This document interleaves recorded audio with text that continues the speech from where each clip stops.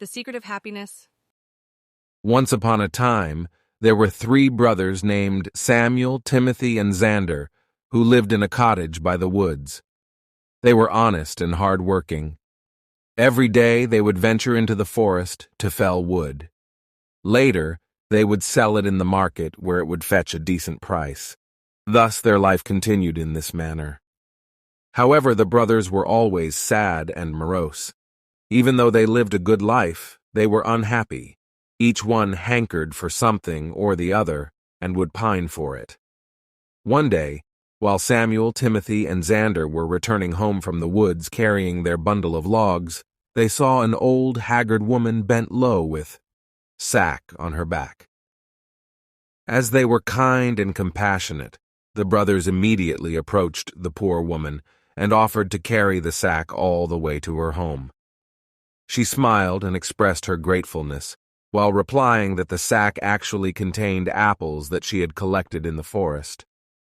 Samuel, Timothy, and Xander took turns in carrying the sack, and at last, when they reached the woman's home, they were very tired indeed.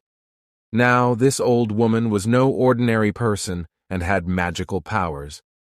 Pleased with the brothers' kind and selfless nature, she asked them whether there was anything she could help them with as a reward. "We are not happy, and that has become our greatest cause of concern," replied Samuel. The woman asked what would make them happy.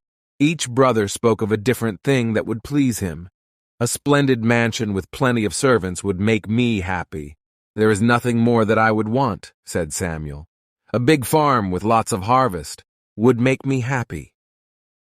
"Then I could be rich without having to worry," said Timothy. "A beautiful wife would make me happy. Every day, after returning home, her sweet little face would light me up and make me forget my sorrows," said Xander. "That is fine," said the old woman. "If these things will give you happiness, you deserve them in every respect for helping a poor, helpless person like me. Go home, and each of you shall find exactly what you have wished for." This took the brothers by surprise, as they did not know about the woman's powers. Nevertheless, they took leave and returned home. But lo behold, beside their cottage there was a huge mansion with a doorman and other servants waiting outside. They greeted Samuel and ushered him in. At some distance, a yellow farmland showed itself. A plowman came and announced that it belonged to Timothy. Timothy gasped. Just at that moment, a beautiful maiden approached Xander and coyly said that she was his wife. The brothers were beside themselves with joy at this new turn of events.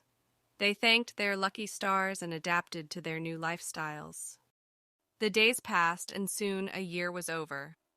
The situation was, however, now different for Samuel, Timothy, and Xander.